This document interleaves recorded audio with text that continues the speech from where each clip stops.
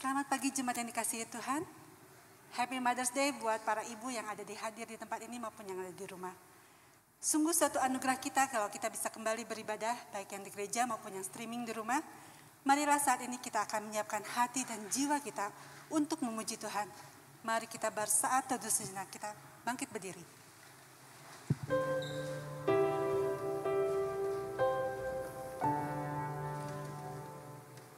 Maka jiwaku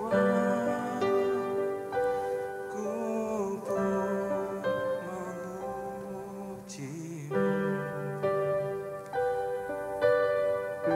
sungguh besar Kau Allahku. Maka jiwaku pun memujimu,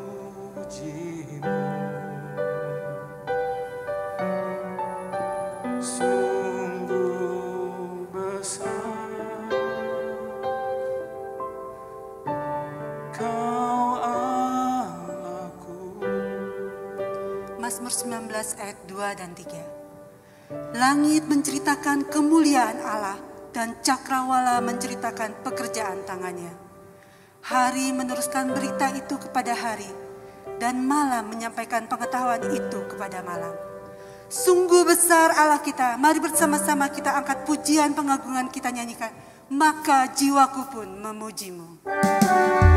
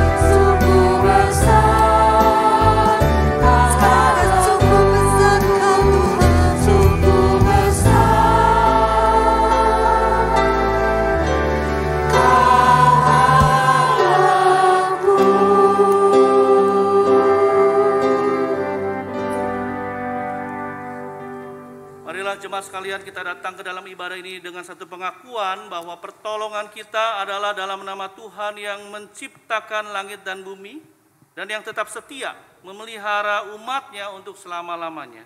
Maka turunlah atas kita sekalian anugerah dan damai sejahtera dari Allah Bapa, Tuhan kita, dan dari Allah Roh Kudus.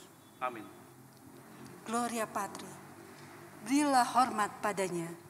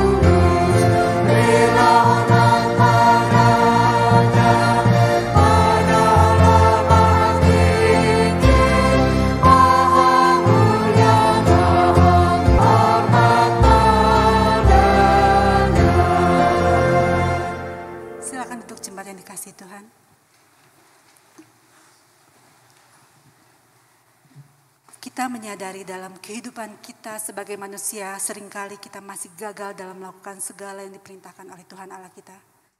Maka sudah selayaknya saat ini kita mengakui dosa-dosa kita di hadapan Tuhan Allah kita yang Maha Kudus. Mari kita akan mengakui dosa kita sebelum Evangelis Teddy Home memimpin kita dalam doa pemohon pengampunan dari Tuhan. Mari kita naikkan pujian. Oh Tuhanku, sucikan hatiku. Mari kita nyanyikan dengan penuh kesungguhan itu.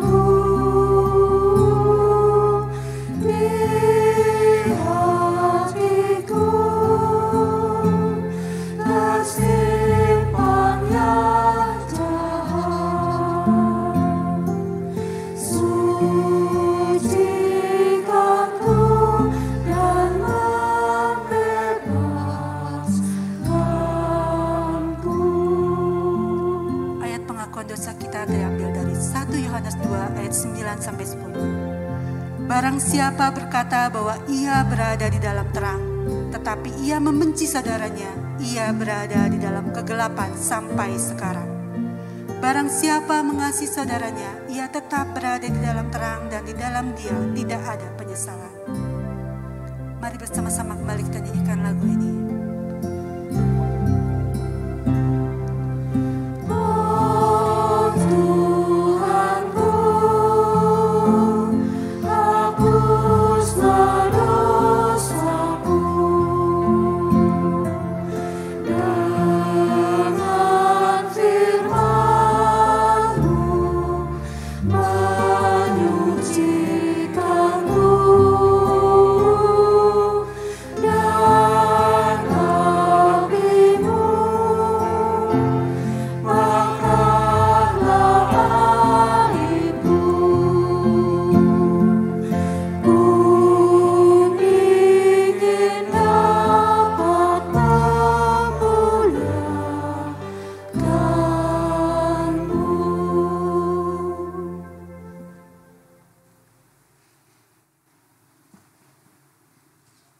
Sekalian, mari kita datang kepada Tuhan. Kita ingin menggunakan waktu yang Tuhan berikan untuk kita boleh datang berdoa, menyerahkan segala pergumulan dosa-dosa kita kepada Tuhan.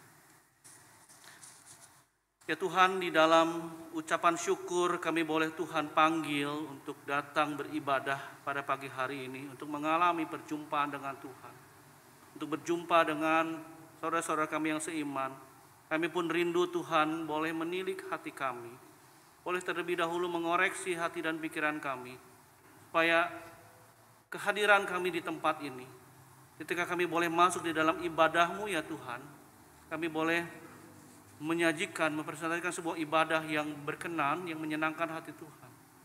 Maka jika ada di antara kami yang saat ini mengalami kelelahan secara rohani, hati kami sedang berbelok dari Tuhan, walaupun kami ada di tempat ini, tubuh kami ada di tempat ini, tapi pikiran dan hati kami sedang berbelok, maka Tuhan biarlah Roh Kudus boleh hadir di dalam hati dan pikiran kami, memurnikan kami, mencerahkan kami, supaya kami sungguh boleh diarahkan untuk datang sungguh-sungguh beribadah kepada Tuhan.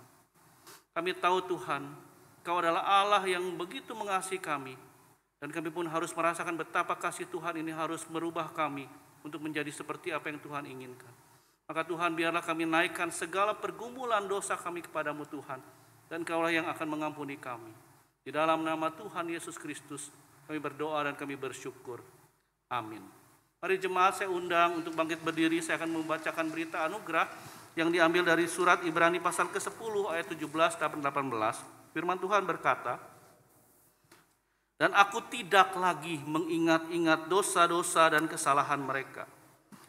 Jadi apabila untuk semuanya itu ada pengampunan, tidak perlu lagi dipersembahkan kurban karena dosa." Amin. Silakan jemaat. Pengampunan sudah diberikan kepada kita yang percaya kepada Tuhan Yesus. Karena itu mari dengan sukacita kita naikkan pujian, ku bernyanyi puji Yesus.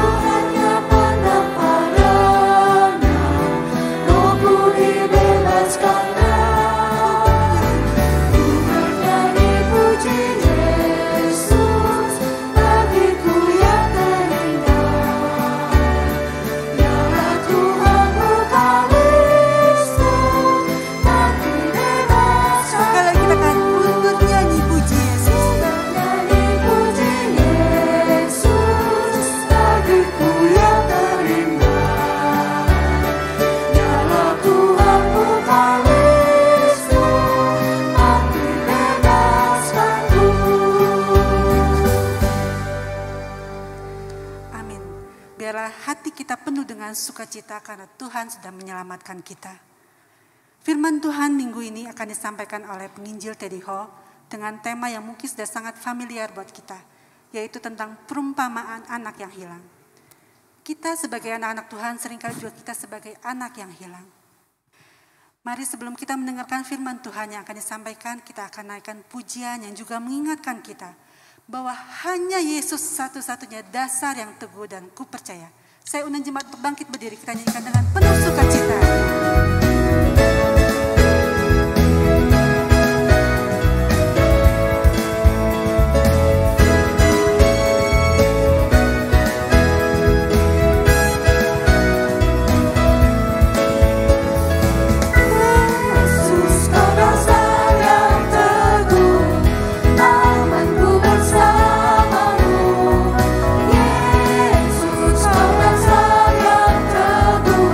Ku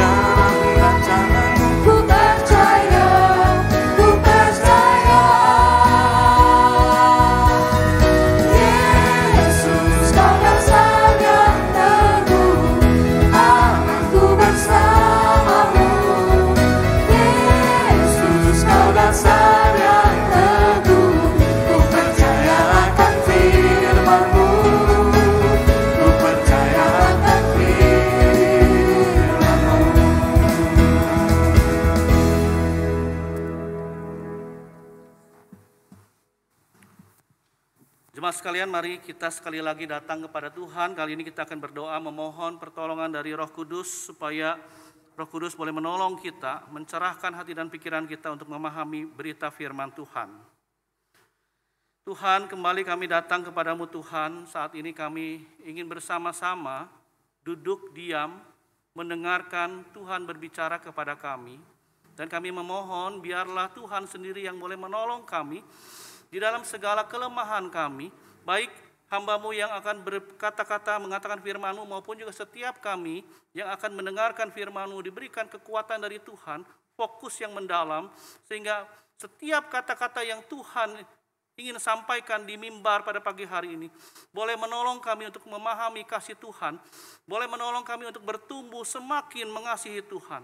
Di dalam nama Tuhan Yesus Tuhan, kami juga menyerahkan untuk keadaan pada hari ini, untuk segala sarana yang digunakan, internet, listrik, apapun yang digunakan di dalam penyampaian firman Tuhan ini, Tuhan boleh berkati dan kuasai sehingga segala sesuatunya boleh berjalan dengan baik. Terima kasih Tuhan Yesus, di dalam nama-Mu kami berdoa dan kami mengucap syukur. Amin. Jemaat dipersilakan untuk duduk. Shalom jemaat sekalian. Ya, puji syukur setelah mungkin beberapa dari kita boleh berlibur dan saat ini kita boleh datang bersama-sama kembali untuk beribadah kepada Tuhan. Jemaat sekalian, sebagaimana tema yang tadi sudah disampaikan bahwa hari ini saya akan berbicara tentang kisah perumpamaan yang dikisahkan oleh Tuhan Yesus, yaitu perumpamaan tentang anak yang hilang. Nah, saudara sekalian, perumpamaan anak yang hilang ini jelas merupakan salah satu perumpamaan yang sangat terkenal. Selain perumpamaan orang Samaria yang baik hati, perumpamaan tentang anak yang hilang ini menjadi satu perumpamaan yang sangat terkenal dan seringkali dikisahkan. Dan saya percaya dan saya duga mungkin hampir dari setiap kita juga sudah mendengar, sudah membacanya, bahkan sudah tahu inti ceritanya. Tetapi sebagaimana sebuah kebenaran firman Tuhan itu harus dibaca dan didengar berulang-ulang supaya kita menjadi semakin mengerti dan mengerti, maka saya juga terpanggil untuk memberitakan kebenaran dari kisah perumpamaan ini sekali lagi. Untuk didengar kembali dan untuk menolong kita memahaminya saat ini. Oleh sebab itu saya undang kita boleh membuka bagian dari firman Tuhan dari Lukas pasal ke-15, ayatnya yang ke-11 sampai dengan 32. Lukas 15, ayat 11 sampai 32. Saya akan membacakan buat kita semua. Bapak Ibu silakan membuka kitab suci maupun gadget yang ada Alkitabnya untuk boleh memperhatikan bersama-sama. Lukas 15 ayat 11. Yesus berkata lagi. Saudara, artinya sebelum ayat ini Tuhan Yesus pernah mengatakan hal yang serupa, tapi dia berkata lagi. Yesus berkata lagi, ada seorang mempunyai 2 anak laki-laki. Kata yang bungsu kepada ayahnya, "Bapa, berikanlah kepadaku bagian harta milik kita yang menjadi hakku." Lalu ayahnya membagi-bagikan harta kekayaan itu di antara mereka. Beberapa hari kemudian anak bungsu ini menjual seluruh bagiannya itu lalu pergi ke negeri yang jauh Di sana ia memboroskan harta miliknya itu dengan hidup berfoya-foya. Setelah dihabiskannya semuanya, timbullah bencana kelaparan di dalam negeri itu dan ia pun mulai melarat. Lalu ia pergi dan bekerja pada seorang majikan di negeri itu. Orang itu menyuruhnya ke ladang untuk menjaga babinya. Lalu ia ingin mengisi perutnya dengan ampas yang menjadi makanan babi itu, tetapi tidak seorang pun yang memberikan kepadanya. Lalu ia menyadari keadaannya, katanya, betapa banyaknya orang upahan Bapakku yang berlimpah-limpah makanannya, tetapi aku di sini mati kelaparan. Aku akan bangkit dan pergi kepada Bapakku dan berkata kepadanya, Bapa, aku telah berdosa terhadap surga dan terhadap Bapa. Aku tidak layak lagi disebutkan anak Bapa. Jadikanlah aku sebagai salah seorang upahan Bapa. Maka bangkitlah ia dan pergi kepada bapaknya. Ketika ia masih jauh, ayahnya telah melihatnya. Lalu tergeraklah hatinya oleh belas kasihan. Ayahnya itu berlari mendapatkan dia lalu merangkul dan mencium dia. Kata anak itu kepadanya, Bapa, aku telah berdosa terhadap surga dan terhadap Bapa. Aku tidak layak lagi disebutkan anak Bapa. Tetapi ayah itu berkata kepada hamba-hambanya, lekaslah bawa kemari jubah yang terbaik. Pakaikanlah itu kepadanya dan kenakanlah cincin pada jarinya dan sepatu pada kakinya. Dan ambillah anak lembu tambun itu, sembelihlah dia dan marilah kita makan dan bersuka cita. Sebab anakku itu telah mati dan menjadi hidup kembali. Ia telah hilang dan didapat kembali. Maka mulailah mereka bersukaria. Tetapi anaknya yang sulung berada di ladang. Dan ketika ia pulang dan dekat ke rumah, ia mendengar bunyi seruling dan nyanyian tari-tarian. Lalu ia memanggil salah seorang hamba dan bertanya kepadanya, apa arti semuanya ini? Jawab hamba itu, adikmu telah kembali. Dan ayahmu telah menyembelih anak lembu tambun karena ia mendapatkannya kembali dengan sehat. Maka marahlah anak sulung itu dan tidak mau masuk. Lalu ayahnya keluar dan berbicara dengan dia. Tetapi ia menjawab ayahnya, katanya, telah bertahun-tahun aku melayani Bapa dan belum pernah aku melanggar perintah Bapa. Tetapi kepadaku belum pernah Bapa memberikan seekor anak kambing untuk bersuka cita dengan sahabat-sahabatku. Tetapi baru saja datang anak Bapa yang telah memboroskan harta kekayaan Bapa bersama-sama dengan pelacur-pelacur. Maka Bapa menyembelih anak lembu tambun itu untuk dia. Kata ayahnya kepadanya, anakku, engkau selalu bersama-sama dengan aku. Dan segala kepunyaanku adalah kepunyaanmu. Kita patut bersuka cita dan bergembira. Karena adikmu telah mati dan menjadi hidup kembali. Ia telah hilang dan didapat kembali. Sedemikian jauh pembacaan firman Tuhan. Nah, jemaat sekalian, sebagai pendahuluan saya ingin mengisahkan sebuah kisah terlebih dahulu kepada saudara. Saudara, dikisahkan pada suatu sore ada di dalam sebuah ibadah di gereja, ada seorang pemuda itu merasakan panggilan Tuhan yang menyentak hatinya. Dan ia pun kemudian di dalam yang mendengarkan firman Tuhan khotbah, ia pun merespon panggilan Tuhan dan bertobat. Ia menerima Yesus sebagai Tuhan dan juru selamat hidupnya. Nah, saudara, tetapi pemuda ini punya riwayat hidup yang kelam. Ia pernah terjatuh ke dalam kecanduan alkohol, narkoba, dan juga dosa-dosa kehidupan malam lainnya. Tetapi setelah ia menerima Yesus, Tuhan bekerja. Ia mengalami yang namanya perubahan hidup yang cukup signifikan. Sehari lepas sehari ia mulai mengalami perubahan hidup. Nah, dengan berjalannya waktu ia pun akhirnya menjadi anggota dari gereja di mana tempat ia beribadah dan bertobat. Dan kemudian ia mendaftar mengikuti berbagai macam pelayanan, ia ikut pembinaan, ia ikut melayani di berbagai macam kegiatan, bahkan sempat mengajar sekolah minggu.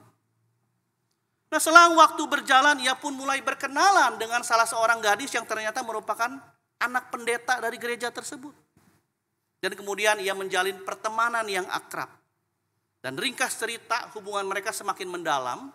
Dan selang waktu berjalan, akhirnya mereka bersepakat akan melanjutkan ke jenjang yang lebih serius, yaitu ke dalam jenjang pernikahan. Tetapi setelah rencana pernikahan mereka ini mulai tersebar di kalangan jemaat, kira-kira ada setengah dari pengurus atau aktivis gereja berpendapat bahwa seorang pria dengan masa lalu yang sedemikian buruk bukan pasangan yang ideal, bukan pasangan yang tepat untuk seorang anak pendeta.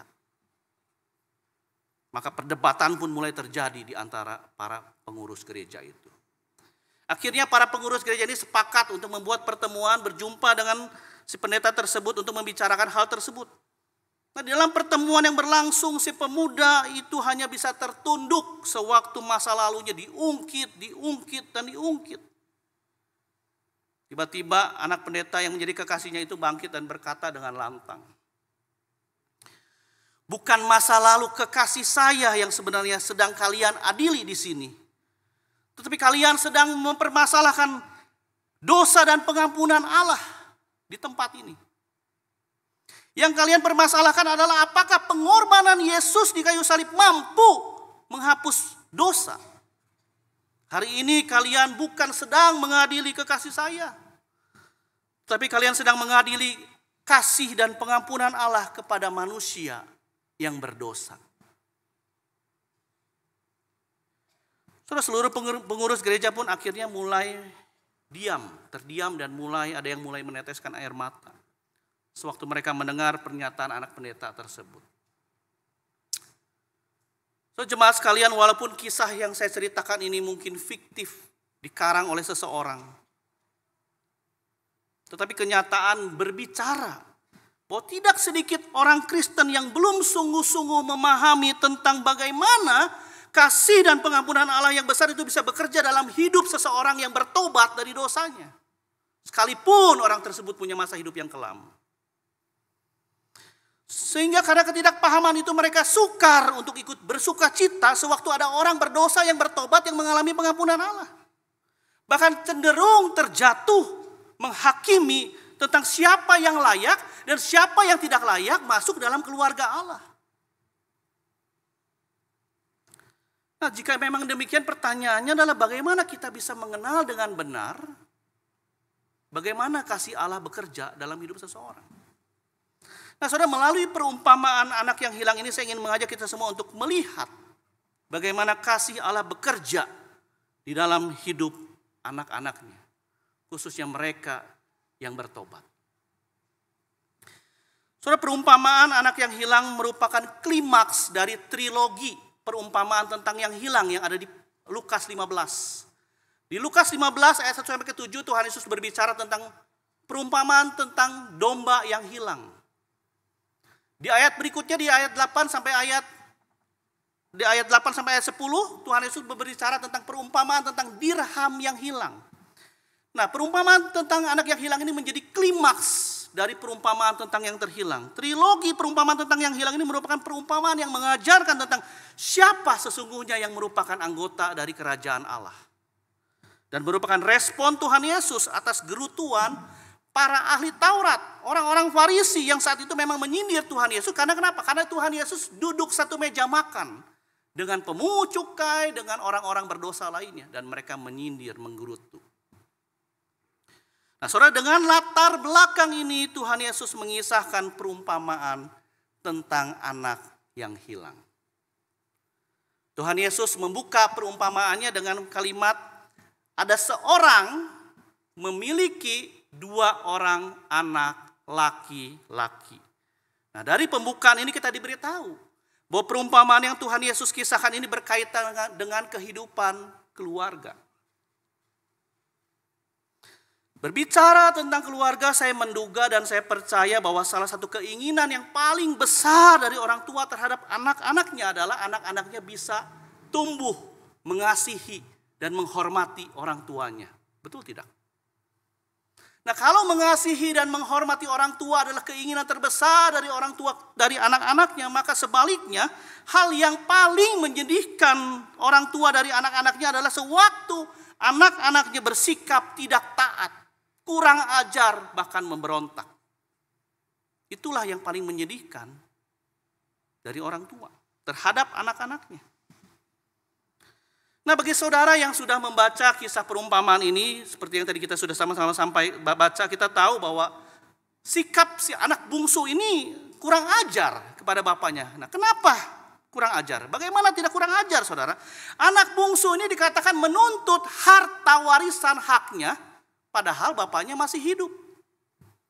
Kita tahu bahwa warisan itu akan diberikan kalau orang tuanya sudah tidak ada, baru itu warisan diberikan.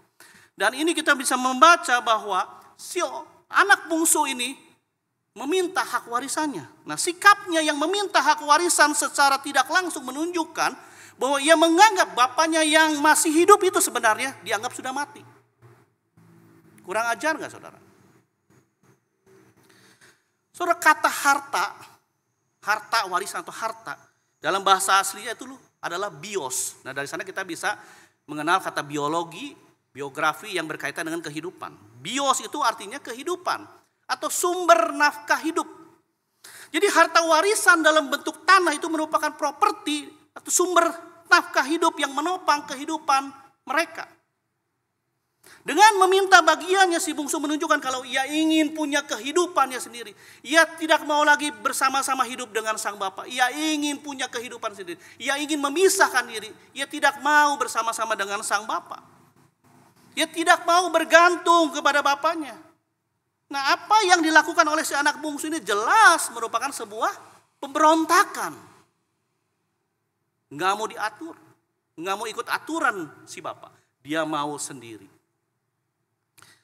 Saudara, ringkas cerita, setelah si anak bungsu ini menerima hak warisannya, ia langsung menjualnya. Kemudian dia dikatakan pergi ke negeri yang jauh, ke negeri yang asing, dan hidup berfoya-foya. Nah, mungkin saat itu ketika sudah mendapatkan uangnya, dia langsung ingin membelanjakan uangnya. Dia ingin menggunakan semaksimal mungkin demi kepentingannya. Mungkin dia membeli barang-barang yang bermerek, branded. Dia mungkin langsung mengubah penampilannya, saudara. Dia beli pakaian merek Balenciaga mungkin, saudara. Cari sepatu merek Louis Vuitton. Ataupun dia beli semua barang-barang bermerek lainnya dan dia habiskan waktu malamnya dengan dugem. Dan kehidupan malam yang lainnya. Dan hal-hal gelap lainnya dia lakukan sepanjang hari, sepanjang malam. Maka tentu saja karena gaya hidupnya yang super hedon ini di dalam hitungan waktu. Mau duit 1 karung sekalipun mulai menyusut dan habis. Maka dikatakan hidupnya melarat. Dan masalah terbesarnya setelah hartanya habis, kebaikan hidup itu seakan-akan alam itu seperti berintervensi terhadap kelakuan si anak ini. Dikatakan terjadi bencana kelaparan. Dan ia mengalami yang namanya kemelaratan. Tindakan dosa yang ia lakukan menghasilkan konsekuensi yang harus ia tanggung. Nah, ayat-ayat berikutnya Tuhan Yesus menjelaskan kemelaratannya di ayat 14-16. Pertama, ia dikucilkan dari komunitasnya. Dia pergi bekerja ke negeri, dia pergi berfoya-foya ke negeri yang asing. Karena dalam pemikiran orang Yahudi, harta warisan yang dihabiskan kepada orang-orang bukan Yahudi itu sangat mendukakan kaum Yahudi pada waktu itu. Dan menjadi dasar bagi sebuah pengucilan. Oleh sebab itu, ia yang adalah orang Yahudi harus cari makan, cari kerja kepada orang bukan Yahudi. Karena kemungkinan besar ia akan ditolak oleh kaumnya. Hal itu membuat jati diri si anak bungsu ini pertama mulai jatuh. Yang kedua, pekerjaan yang harus ia lakukan dikatakan dia memberi makan babi. Nah, saudara, dalam konteks tradisi Yahudi kita tahu bahwa babi merupakan salah satu binatang yang haram. Nah, apalagi sekarang ia harus memberi makan babi. Menyentuhnya aja sudah dianggap haram, sekarang dia harus bersentuhan memberi makan babi setiap hari. Nah, kondisi tersebut tentu merupakan kondisi yang paling hina bagi si anak bungsu. Sudah bekerja kepada orang asing yang itu dilarang oleh orang Yahudi, sekarang dia harus berhubungan dengan binatang yang haram. Konsekuensinya dia tidak boleh ikut ibadah di hari Sabat. Jadi dia mengalami pengucilan bukan hanya secara sosial, tetapi juga dia mengalami pengucilan secara spiritual. Ia bukan saja mengalami kesulitan hidup, tetapi juga ia mengalami yang namanya menderita yang sesungguhnya. Ia yang sudah jatuh digambarkan semakin jatuh. Dan ketiga, kondisi kemelaratan yang ketiga mencapai klimaksnya. Sewaktu ia tidak punya makanan dan ia ingin makan ampas, dia rela mau makan ampas makanan babi. Tetapi masalahnya tidak ada yang memberikan dia makan. Sekalipun dia pengen makan ampas babi, ampas makanan babi, dikatakan oleh firman itu tidak ada yang mau memberikan. Saudara, kita bisa bayangkan seorang anak konglomerat sekarang harus menjadi gelandangan yang bergantung kepada sisa-sisa makanan.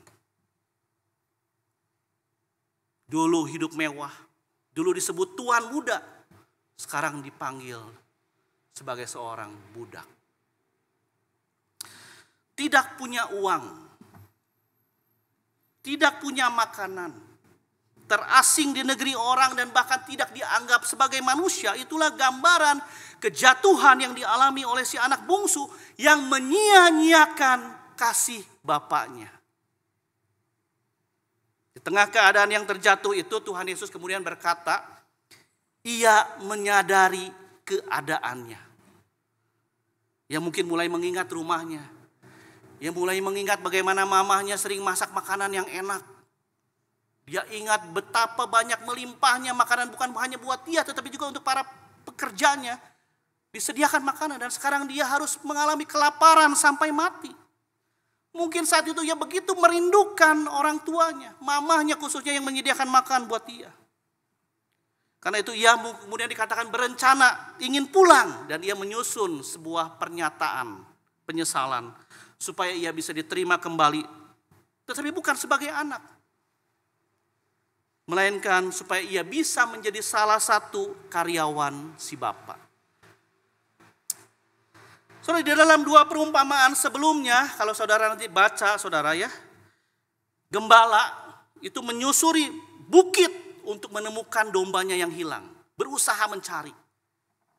Lalu perempuan yang kehilangan salah satu dirham atau dinar, uang dinar juga berusaha mencarinya dengan menyalakan pelita, kemudian dia sapu-sapu, dia cari. Ada inisiatif untuk mencari. Nah, saudara, tindakan mencari yang terhilang yang dilakukan oleh gembala dan perempuan yang dicatat di dua perumpamaan sebelumnya menggambarkan inisiatif Allah dalam menyelamatkan mereka yang terhilang karena dosa. Tetapi kalau kita perhatikan berbeda dengan kasus perumpamaan anak yang hilang ini, saudara. Sang bapa seakan-akan sepertinya tidak berusaha untuk mencari anaknya yang hilang. Ada penafsir yang mengatakan bahwa domba itu adalah hewan. Uang dinar atau dirham itu benda mati. Keduanya tidak punya akal budi. Berbeda dengan manusia. Jadi di dalam kasus perumpamaan anak yang hilang ini, anak bungsu bertanggung jawab akan keterhilangan dirinya yang menjauh dari keluarganya. Nah, saudara, sewaktu si anak bungsu ini kemudian pulang ke rumahnya, Tuhan Yesus mengatakan di ayat 20, ketika ia masih jauh, si anak bungsu ini, ayahnya telah melihatnya. Lalu tergeraklah hatinya oleh belas kasihan. Ayahnya itu dikatakan berlari mendapatkan dia lalu merangkul dan mencium dia. Nah, saudara sekalian, meskipun dalam perumpamaan ini anak bungsu yang berinisiatif pulang, kembali pulang. Tetapi di dalam hal ini, kalau kita perhatikan dengan jelas sebenarnya sang bapaklah yang secara proaktif berinisiatif melakukan pemulihan, melakukan rekonsiliasi dengan sang anak. Saudara, mari kita perhatikan, kita lihat kembali kitab suci kita khususnya di ayat ke-20b, sewaktu ia melihat kepulangan sang anak, saudara. Dikatakan, pertama Tuhan Yesus mengatakan sang bapa sudah melihat kepulangan anaknya dari jauh. Saudara, kenyataan ini mengindikasikan kemungkinan besar sang bapa memang menanti-nantikan kepulangan si anaknya. Setiap hari dia lihat ke jalan, setiap hari dia lihat jalan, setiap kali dia lihat ada orang di sana, dia perhatikan. Dan kedua, Sewaktu sang bapa melihat anak bungsu yang pulang dengan compang-camping itu, dikatakan hatinya tergerak oleh belas kasihan. Nah saudara, belas kasihan sang bapa merupakan inti dari perumpamaan ini. Belas kasihan atau compassion merupakan simbol dari sebuah tindakan rekonsiliasi antara mereka yang berseteru. Dan yang ketiga, belas kasihan sang bapa ditunjukkan olehnya dengan apa? Dengan cara sang bapa berlari, merangkul, dan mencium anaknya yang hilang tersebut. Sewaktu kita membaca sang bapa berlari, merangkul, mencium si anak bungsu, mungkin kita yang menjadi pembaca masa kini, ya biasa saja benar nggak melihatnya. Membacanya mungkin sambil lalu, seperti tidak ada sesuatu yang dalam, seperti tidak ada sesuatu yang penting. Mungkin sepintas ini cuma kalimat biasa, saudara. Sebuah adegan yang biasa. Tapi sesungguhnya, saudara, tindakan sang bapa yang berlari, merangkul, dan mencium si anak bungsu ini punya makna yang sangat dalam di dalam perumpamaan ini. So, kita tidak mengerti karena kita bukan orang Yahudi. So, di dalam tradisi oriental atau di dalam tradisi timur, seperti di Timur Tengah dan sekitarnya, seorang bapak atau seorang kepala keluarga biasanya kalau anaknya punya masalah, bersalah, dia akan menunggu anaknya tiba, datang ke rumah, kemudian bersujud meminta ampun kepada bapaknya. Anaknya yang harus datang kepada bapaknya, bukan bapaknya yang datang kepada anaknya. Itulah yang terjadi di dalam tradisi timur. Tetapi di kisah ini justru dikatakan Tuhan Yesus menceritakan sang bapa berlari, sengaja berlari menjemput kepulangan anaknya yang hilang. Bukankah ini sesuatu yang janggal buat kita, saudara? So, tindakan berlari yang dilakukan oleh seorang kepala keluarga masa itu merupakan tindakan yang merendahkan dirinya. Kenapa? Karena kita tahu orang-orang pada masa itu, sekalipun dia adalah seorang laki-laki, memakai jubah yang panjang ke bawah. Dengan berlari, artinya si bapak harus mengangkat jubahnya. Dan di dalam tradisi timur pada waktu itu, seorang kepala keluarga mengangkat jubahnya dan memperlihatkan pergelangan kakinya adalah sesuatu yang memalukan, sesuatu yang tidak sopan, sesuatu yang tabu. Dia adalah kepala keluarga, tidak boleh mempermalukan dirinya. Tapi pertanyaannya adalah, kalau misalkan itu sudah menjadi tradisi yang ketat, kenapa bapaknya tetap harus berlari? Kenapa bapaknya memilih untuk berlari kalau dia tahu itu adalah tradisi yang ketat? Kenapa ia tidak menunggu anaknya menghadap dirinya? Kenapa ia harus mengorbankan reputasinya demi menyambut kepulangan anaknya yang sudah kurang ajar kepada dia? Bayangkan kita menjadi seorang ayah, punya anak yang begitu brengseknya. Apa yang akan kita lakukan? Mengapa sang bapak ini rela merendahkan dirinya demi menyambut anaknya yang hilang? Saudara, untuk mencoba memahaminya kita harus ingat terlebih dahulu kisah di awal perumpamaan. Di awal cerita dikatakan si anak bungsu ini bukan hanya melukai sang bapak karena minta warisan, tetapi juga melukai atau mencoreng nama baik kampung halamannya. Karena apa yang dilakukannya merupakan hal yang tabu. Dia meminta hak warisan dan dia menghabiskan harta warisan bagi orang asing adalah merupakan hal yang sangat memalukan kampung halamannya. Memalukan komunitas di mana dia hidup.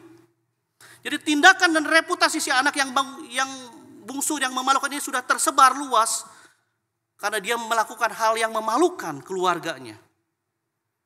Dan ketika mereka tahu si anak ini pulang dan mereka melihat, mereka pasti, kalau mereka terlebih dahulu, masyarakat ini tahu, mereka pasti akan menolak si anak bungsu, bahkan mungkin si anak bungsu ini akan dihakimi. So, di dalam budaya orang Yahudi, ada upacara yang bernama upacara gesasah. Itu kita bisa lihat miripnya dari Ulangan 21 ayat 18 sampai 21. Nah, upacara gesasa ini dilakukan oleh orang-orang sekampung kalau kedapatan ada seorang anak kampung itu mempermalukan kampungnya. Dia bergaul dengan orang-orang non-Yahudi, menyerahkan uang bagi orang non-Yahudi, ataupun ketika diketahuan anak kampung ini menikah dengan orang tunasusila, wanita tunasusila.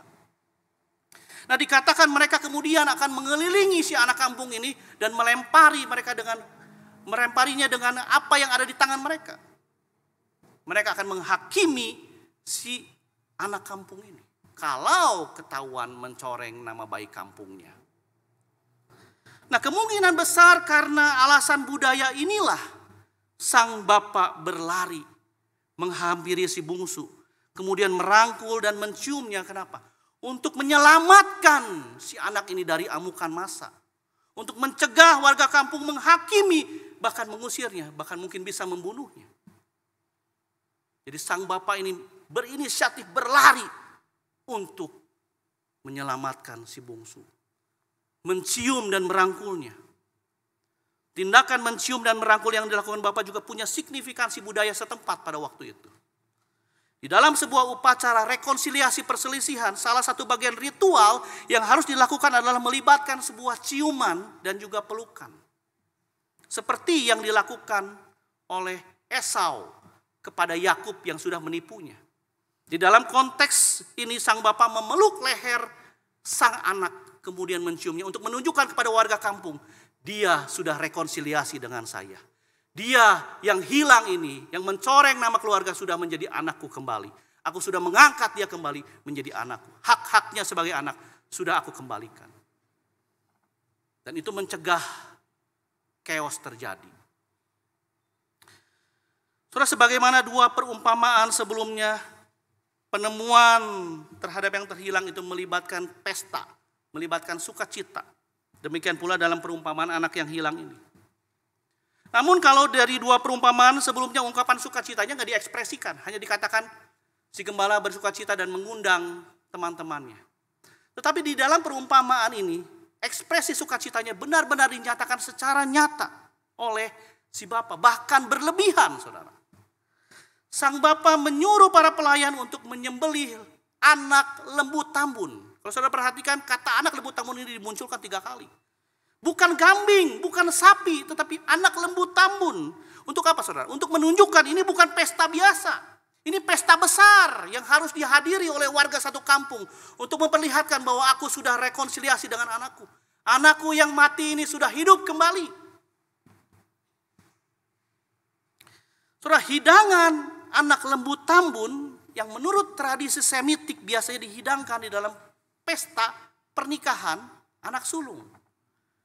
Jadi anak lembu tambun ini dipersiapkan dan akan disembelih kalau si anak sulung menikah, baru disembelih, baru dihidangkan.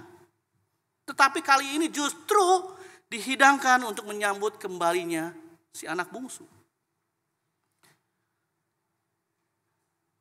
Sukacita yang berlebihan yang dilakukan sang bapak atas kembalinya anak yang hilang, yang sudah menghabiskan hartanya, bahkan mempermalukannya, mungkin terkesan tidak masuk akal buat kita, bukan? Bagaimana kalau kita yang menjadi anak yang sulung, saudara? Kita sudah merindukan anak lembu tambun ini nanti untuk aku, kalau aku menikah. Tetapi saat ini justru diberikan kepada si anak bungsu. Saudara, sukacita yang berlebihan ini tentu saja merupakan hal yang janggal.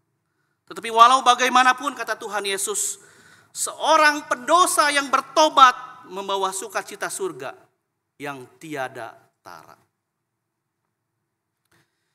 Saudara, di awal perumpamaan Tuhan Yesus memberitahu bahwa sang bapak ini punya 2 orang anak laki-laki. Ada anak bungsu, berarti ada anak yang pertama, yaitu anak sulung. Nah, sewaktu anak yang sulung tahu bapaknya mengadakan pesta besar untuk adiknya yang menurut dia brengsek, kurang ajar, sudah ngabisin harta, tentu saja secara manusiawi ia akan marah.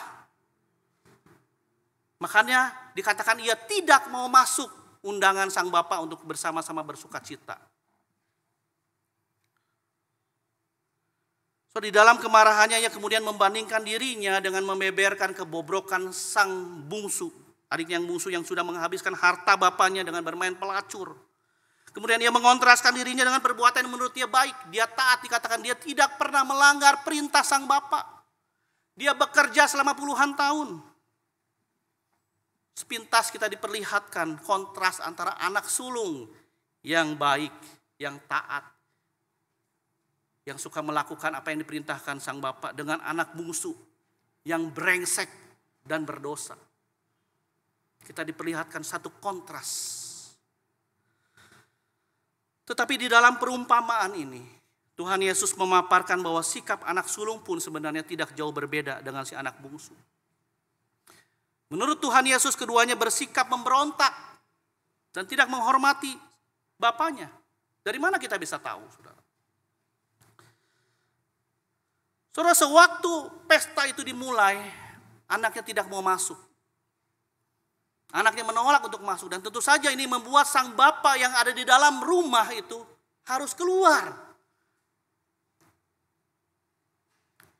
Dan ketika dia harus keluar untuk menenangkan anak yang sulung itu sama dengan mempermalukan sang bapak pada waktu itu. Jadi penolakan terhadap undangan bapaknya untuk ikut bersuka cita merupakan sikap pemberontakan yang mempermalukan sang bapak. Sang bapak yang harus ada di rumah harus sengaja untuk keluar hanya untuk menenangkan komplain dari si anak sulung. Penolakan si anak sulung untuk ikut bersuka cita merupakan pemberontakan. Dan yang kedua, dengan mengeluh atau menuduh bahwa ia tidak punya kesempatan untuk berpesta dengan teman-temannya, sebenarnya menunjukkan juga secara tersirat bahwa ia pun sebenarnya ingin terpisah dari bapaknya, ingin punya sukacita kehidupan bersama teman-temannya tanpa kehadiran sang bapak. Sama-sama ingin punya kehidupan sendiri, sama-sama tidak mau mengalami sukacita bersama sang bapak, tetapi ingin mencari sukacitanya sendiri. Jadi pertanyaannya, apa bedanya si sulung dengan si bungsu? Kedua-duanya sama-sama berdosa, berontak kepada bapaknya. Bedanya si bungsu melakukan dosa secara terang-terangan, tetapi si sulung melakukan dosa yang tidak kelihatan. Saudara, menarik sekali kalau kita perhatikan sikap dari sang bapak dalam menangani masalah kedua anak ini, saudara. Baik anak bungsu maupun anak yang sulung. Sebagaimana sang bapak berinisiatif berlari menghampiri anak yang bungsu yang pulang itu,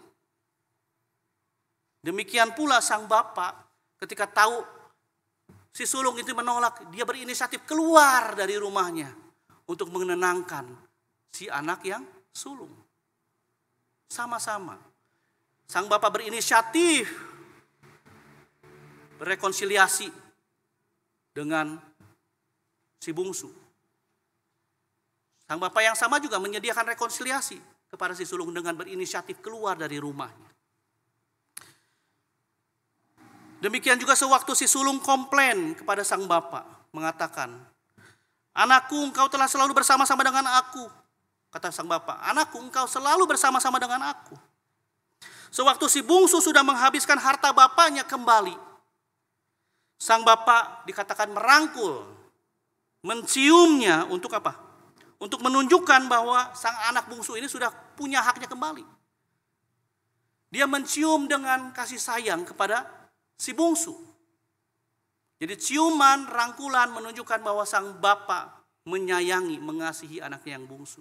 Menunjukkan bahwa engkaulah anakku yang kusayangi. Dan demikian juga sewaktu si sulung komplain kepada bapaknya, sang bapak menenangkan dengan berkata, "Anakku, engkau selalu bersama-sama dengan aku dan segala kepunyaanku adalah kepunyaanmu." Saudara, menarik sekali, saudara, sebutan anak laki-laki di dalam bahasa Yunani itu adalah huios sebenarnya. Huios. Tetapi di sini digunakan untuk kata anak adalah teknon, anakku. Sebuah panggilan sayang bagi seorang anak. Kalau boleh diterjemahkan mungkin dikatakan begini, "Anakku yang aku sayangi, engkau selalu bersama-sama dengan aku dan segala kepunyaanku adalah kepunyaanmu." Nah, saudara sekalian, jika pelukan atau ciuman merupakan ungkapan kasih sayang sang bapak kepada si bungsu, maka demikian pula sebutan anakku atau teknon yang diucapkan sang bapak itu sebenarnya merupakan ungkapan kasih sayang secara verbal kepada sang anak. Sama-sama punya muatan kasih sayang. Jadi hal ini menunjukkan ada kesejajaran antara perlakuan sang bapak kepada si bungsu maupun juga kepada yang sulung. Keduanya diperlakukan sebagai anak-anak yang dikasihinya karena mereka memang betul adalah anak-anaknya. Keduanya mengalami pengampunan. Keduanya diberikan kesempatan untuk bertobat. Bukan hanya si bungsu, si sulung pun diajak rekonsiliasi dan diundang untuk bertobat, untuk masuk ke dalam rumahnya bersama-sama bersuka cita. Saudara, mohon ditampilkan slide yang lukisan Rembrandt. Saudara, saya ingin menunjukkan sebuah lukisan yang berjudul The Return of the Prodigal Son, yang dilukis oleh seorang pelukis Belanda bernama Rembrandt Hermanson van Rijn. Ya, agak sulit namanya, saudara. Saya tidak tahu apakah saudara bisa jelas melihatnya. Tapi saudara kalau penasaran nanti mungkin pulang bisa mengklik dari internet. Saudara, kalau kita melihat lukisan ini mungkin sekilas biasa saja ya. Tetapi yang namanya seniman itu selalu menerjemahkan, selalu memberikan interpretasi di dalam lukisan yang ia lukis. Selalu ada makna, selalu ada pesan dari lukisan yang ia lukis. Nah, kalau kita bisa melihat lukisan ini sekilas mungkin nampak biasa. Tetapi kalau kita teliti memperhatikan beberapa detil di dalamnya, kita akan menemukan bahwa tangan sang Bapa ini sebenarnya berbeda satu dengan yang lainnya, saudara. Kalau saudara perhatikan tangan kirinya, itu terlihat lebih kekar atau maskulin. Sedangkan tangan kanannya itu terlihat lebih lembut atau feminin, saudara. Saudara, gambar tangan yang maskulin kemudian itu sejajar dengan kaki si bungsu yang menggunakan sepatu. Sedangkan tangan yang feminin itu sejajar dengan kaki si anak bungsu yang tidak pakai sepatu, yang tidak pakai apa-apa, saudara. Nah, saudara, gambar tangan yang maskulin yang sejajar dengan kaki bungsu yang tertutup itu menyimbolkan sebuah kekuatan. Tangan yang menguatkan, makanya tangannya kekar. Tangan yang menguatkan, tangan yang meneguhkan, tangan yang memampukan. Sedangkan tangan yang lembut itu, yang feminin itu, sejajar dengan kaki yang terbuka itu menyimbolkan satu perlindungan bagi sang anak. Menimbulkan sebuah rasa aman. Dan jubah yang dipakai oleh sang Bapa itu dikatakan menyimbolkan sebuah perlindungan, penyertaan kepada sang anak bungsu. Gambaran tangan yang berbeda yang sedang memeluk anak bungsu ini diterjemahkan oleh Rembrandt sebagai pelukan tangan sang Bapa sekaligus tangan sang ibu yang memeluk si bungsu. Pelukan tangan orang tua. Apa yang diterjemahkan oleh Rembrandt dalam lukisannya mempresentasikan kasih Allah yang sempurna. Yang memiliki kasih dari sisi kebapaan dan juga kasih dari sisi keibuan. Di sini digambarkan kasih Allah itu digambarkan oleh Rembrandt seperti kasih orang tua yang tulus, tidak terukur dalam mengasihi anak-anaknya. Saudara, walaupun judul dari perumpamaan ini merupakan perumpamaan tentang anak yang hilang, tetapi sesungguhnya perumpamaan ini sedang mengisahkan tentang kasih seorang bapa yang begitu mengasihi anak-anaknya. Kasihnya digambarkan tidak terukur, tidak bersyarat. Gambaran kasih Bapa yang ada di dalam perumpamaan ini sesungguhnya menggambarkan kasih Allah yang juga tidak bersyarat, yang juga tidak terukur. Pengampunannya begitu sempurna terhadap kita anak-anaknya. Bukankah tindakan yang dilakukan oleh sang Bapa terhadap anaknya yang hilang dalam perumpamaan ini merefleksikan kasih Allah yang begitu besar dalam hidup manusia yang berdosa? Siapakah kita dulu? Kita adalah orang-orang yang memberontak. Kita tidak mau diatur oleh Tuhan. Kita memisahkan diri dari Tuhan. Kita ingin punya kehidupan sendiri. Kita tidak mau diatur oleh Tuhan. So, jika kita merasa heran dengan sikap sang Bapa yang mau merendahkan dirinya, mau mengabaikan reputasinya untuk berrekonsiliasi dengan anaknya yang brengsek, yang sudah memberontak, yang sudah menghabiskan hartanya, bukankah kita juga seharusnya merasa heran?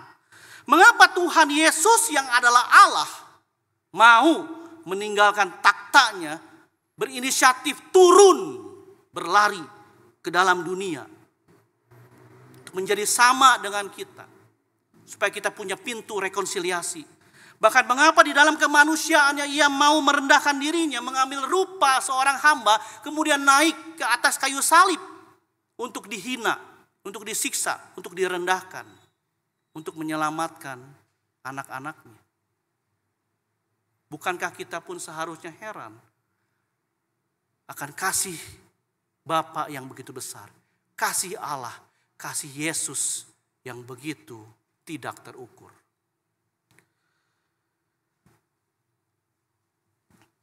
Dan karena begitu besarnya kasih Allah kepada kita, seorang penyair lagu menulis bahwa kasih Allah sungguh tidak pernah bisa dilukiskan.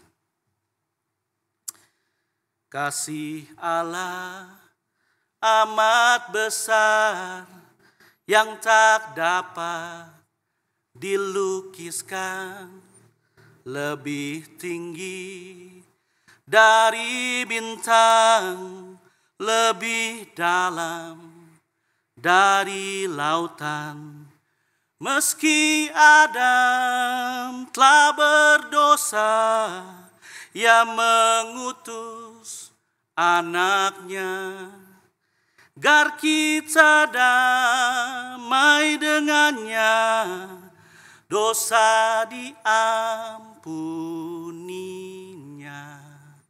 Saudara, bukankah sebelum kita mengalami pengampunan dari Allah dan menjadi orang percaya, kita juga seperti anak bungsu yang menyia-nyiakan kasih Allah, memilih untuk hidup terpisah dari Allah. Kita memberontak, kita menyatakan permusuhan dengan Allah karena kita ingin mencari sukacita kehidupan sesuai keinginan kita, saudara. Sebagaimana anak yang terhilang punya pilihan untuk bertobat dan kembali pulang, demikian pula kita yang pernah merasakan kasih Allah. Jangan sampai kita kembali menyia-nyiakan kasih Allah dan pengampunannya dengan kembali menjauh dari Tuhan, bahkan bersiap-siap meninggalkan Tuhan, saudara. Jika ada di antara kita saat ini, ataupun yang ada di rumah yang sedang melihat saya berbicara, ataupun yang punya kenalan saudara, anak-anak yang sedang mulai menghilang, saudara. Betapapun besarnya dosa kita, kita harus mengakuinya dan berbalik kepada Allah dengan perasaan yang mendalam. Firman Tuhan berkata hari ini, firman Tuhan memanggil saudara untuk kembali pulang dan bertobat. Sebagaimana sang Bapa berlari menawarkan rekonsiliasi kepada anak-anak yang hilang, demikian juga Allah menawarkan pengampunan yang tidak terukur besarnya bagi mereka yang mau mengakui dosa-dosanya dan memohon ampun kepadanya. Panggilan bertobat juga bukan hanya ditujukan kepada anak yang bungsu, tetapi juga kepada anak yang sulung, yang merasa diri benar, tetapi tidak punya belas kasihan. Melalui kisah perumpamaan ini kita juga diajarkan untuk punya belas kasihan, khususnya kepada mereka yang terhilang, dan mendorong kita untuk ikut bersukacita terhadap mereka yang diampuni oleh Tuhan.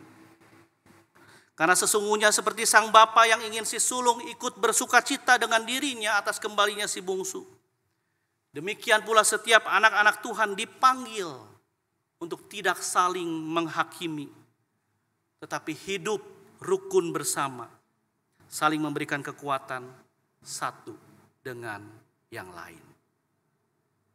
Amin. Saudara, saya ingin mengundang setiap kita untuk boleh merefleksikan kasih Allah yang besar ini dengan menaikkan satu pujian, kasih Allah amat besar yang tak dapat kulukiskan. So, mari kita sambil kita menaikkan nyanyian ini, mari kita mengajak diri kita meresapinya. Oh, sungguh betapa besarnya Tuhan mau mengasihi aku yang hina ini. Dia mau menyelamatkan kita yang sebenarnya kita ingin menjauh, tapi Dia berinisiatif menarik kita sehingga kita boleh menjadi anak-anak. Betapa besar kasih Allah.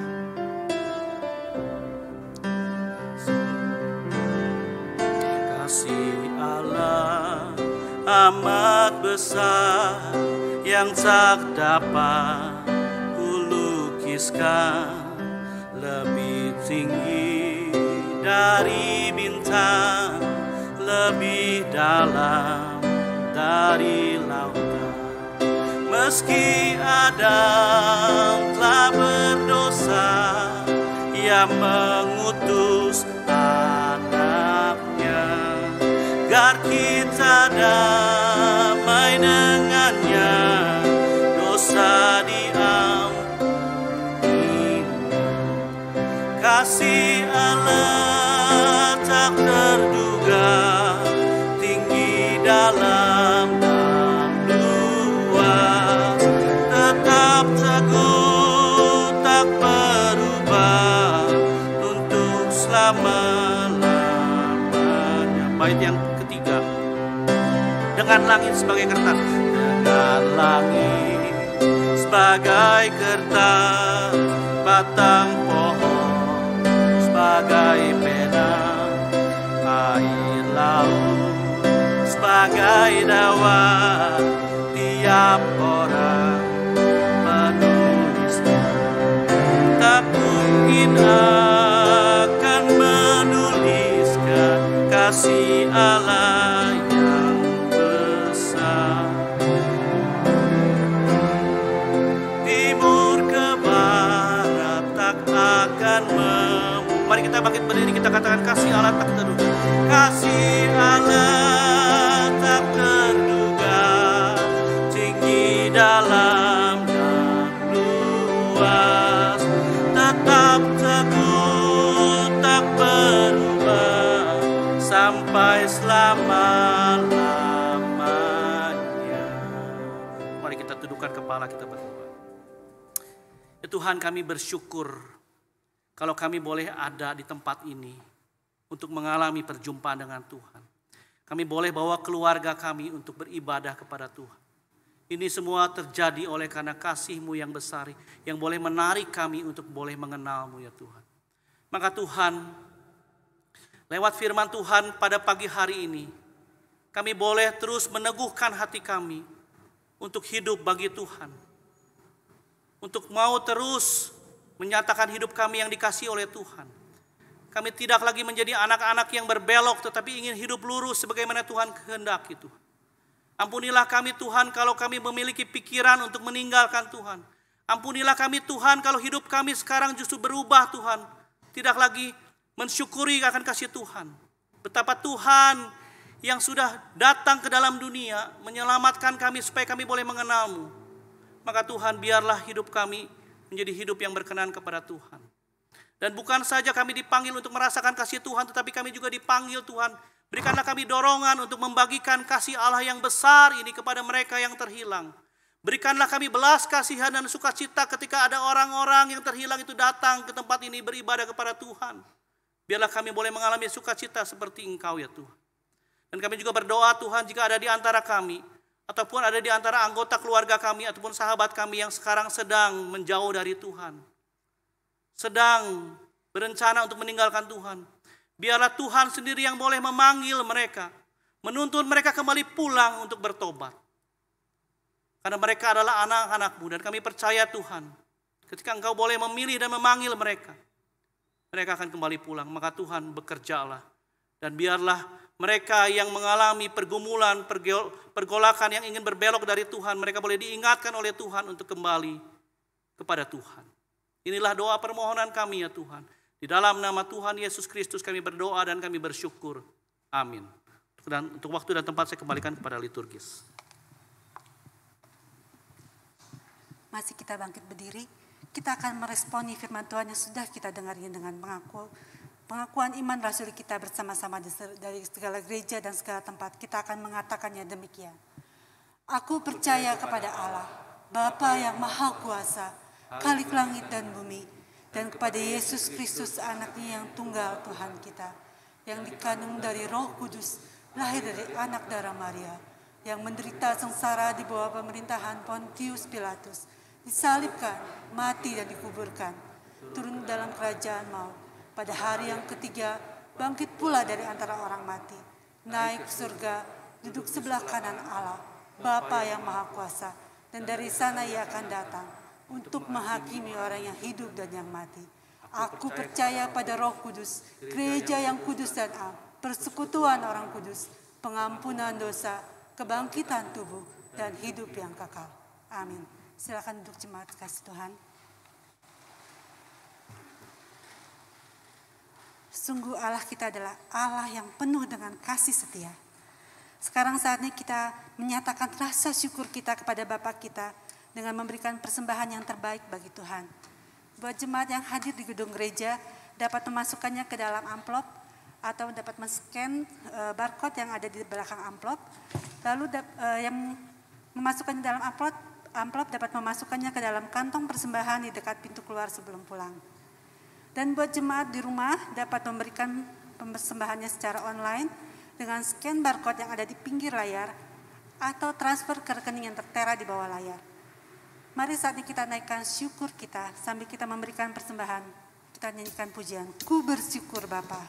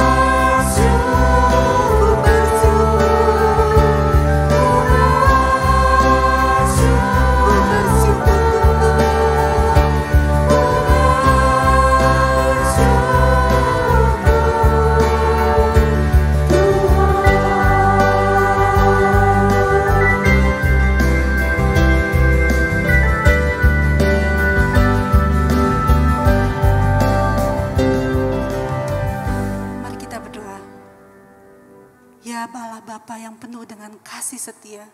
Sungguh Tuhan, kami bersyukur Tuhan akan segala kasih dan kebaikan-Mu ya Bapa dalam setiap kehidupan kami. Engkau yang menerima kami Tuhan apa adanya. Engkau yang menerima kami segala keberdosaan kami dan memberikan pengampunan dan pemeliharaan-Mu yang begitu besar buat hidup kami. Ya Allah Bapa di surga, Sungguh Tuhan, kami juga bersyukur untuk segala berkat-Mu yang Tuhan berikan. Dan saat ini Tuhan, kami membawa persembahan ini sebagai ucapan syukur kami kepadamu. Kiranya melalui persembahan ini, pekerjaan Tuhan semakin meluas dan menjadi berkat bagi banyak orang melalui gereja-Mu di tempat ini. Terima kasih ya Bapa. Dalam nama Kristus Yesus kami berdoa. Amin. Kita akan kembali berdoa bersama-sama. Saya undang jemaat sekalian boleh berdoa bersama-sama untuk pokok syafaat ini. Kita mau berdoa untuk jemaat yang lanjut usia, yang tidak bisa beribadah secara onsite, agar tetap diberikan semangat, kekuatan, dan kerohaniannya untuk terus bertumbuh. Kita akan buka suara bersama-sama, kita berdoa untuk pokok doa ini. Ya Allah Bapa dalam surga, sungguh Tuhan kami juga saat ini berdoa Tuhan untuk orang tua kami, mereka yang lanjut usia, mereka yang tidak bisa beribadah secara onsite, tapi mereka beribadah secara online di rumah. Tuhan yang terus memberikan semangat, Tuhan yang terus memberikan sukacita, kekuatan dan kerohanian yang boleh terus bertumbuh Tuhan. Kau yang boleh memimpin agar mereka juga boleh tetap setia dan tetap merasakan kasih-Mu yang begitu besar itu dalam kehidupan mereka di masa tua mereka ini ya Tuhan. Kau yang mau pimpin juga melalui gereja-Mu yang memberikan juga tetap bimbingan melalui baik Kompas Iman maupun juga tayangan-tayangan yang boleh menguatkan, boleh mengingatkan mereka untuk boleh terus berharap dan berserah hanya kepada Engkau dan boleh bertumbuh di dalam Engkau. Terima kasih Tuhan, kami serahkan semua ini hanya dalam nama Tuhan Yesus Kristus kami mengucap syukur dan berdoa. Amin. Untuk menutup ibadah kita sebelum berkat yang akan disampaikan oleh Pendeta Chandra Gunawan, maka kita akan kembali menaikkan pujian dan penyembahan kita. Kita katakan, ku mau memuji-Mu, ku selalu puji-Mu.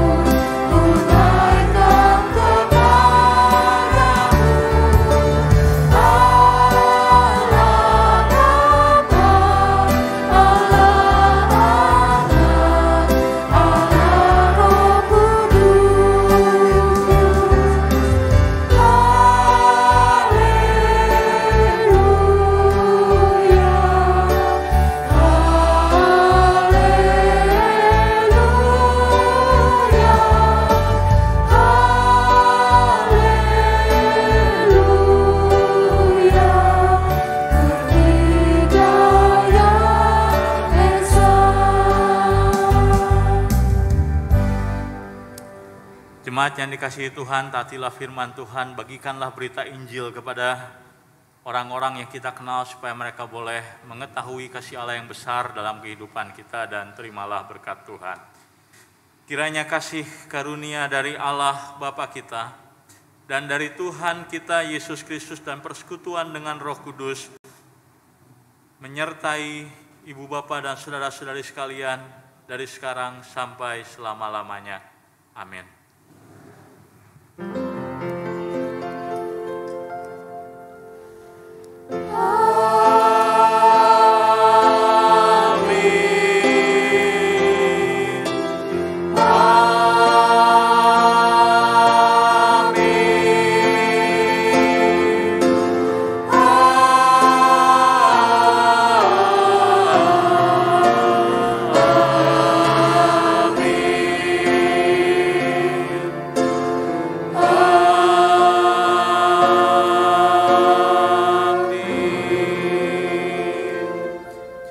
dipersilahkan duduk kembali, bersaat teduh dan mengucap syukur kepada Tuhan. Tuhan berkati.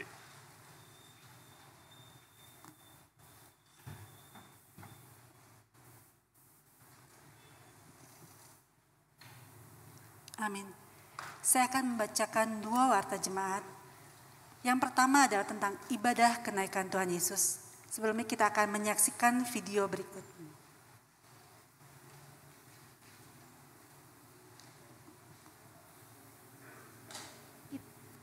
Kita mendengar banyak kabar dan berita.